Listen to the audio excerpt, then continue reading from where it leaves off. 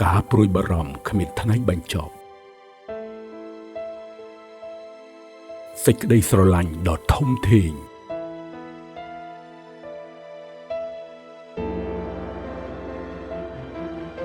ការលូតលាស់ឥតឈប់ឈរ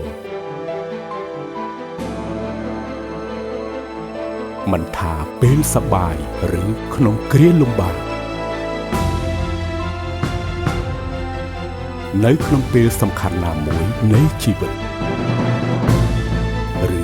គ្រាន់តែវេលាណាមួយដែលផ្ដល់ការចងចាំដ៏ល្អ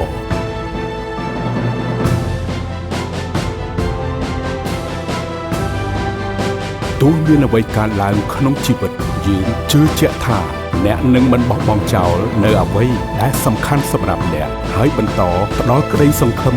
ដល់មនុស្សជាទីស្រឡាញ់របស់អ្នក AIA ដើម្បីជីវិតពិត